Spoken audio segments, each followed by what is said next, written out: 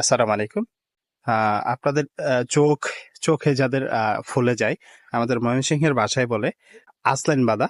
তো এই সমস্যার একটি সমাধান রয়েছে। প্রাকৃতিক যে ওষুধগুলো আছে, তো আমি নিজে ব্যবহার করেছি বেশ কয়েকবার। তো আলহামদুলিল্লাহ, একবার যদি এটা ব্যবহার করেন তো অবশ্যই আপনাদের চোখের নিচে যে ফুলে যাওয়ার সমস্যাটা, এটি ইনশাল্লাহ আশা করি একদম সমাধান হয়ে যাবে। গাছ কখনো বেমানি করে না, এটা মাথায় রাখবেন। আর আমি আপনাদেরকে গাছের পরিচয় দিয়ে দিচ্ছি। এই হচ্ছে গাছটি, আপনারা অবশ্যই একটু ভালো করে দেখবেন।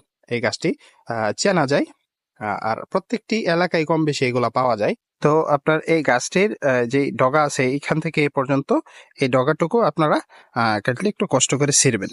তো আমার এক হাতে সেহেতু একটু কষ্ট হচ্ছে।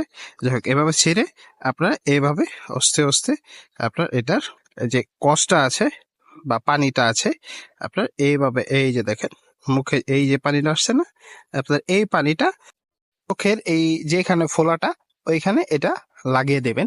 ইনশাল্লাহ আশা করি আপনাদের এই অসুখটা বা এই চোখ ফোলার যে সমস্যাটা, ইনশাল্লাহ আর আপনার আর না হওয়ার সম্ভাবনাই 100%। যদি সমস্যা হয় তাহলেও আপনার 2, 4, 5 বছরের ভিতরে আর এই সমস্যাটা হবে না। তো আপনারা ব্যবহার করে দেখবেন ইনশাল্লাহ।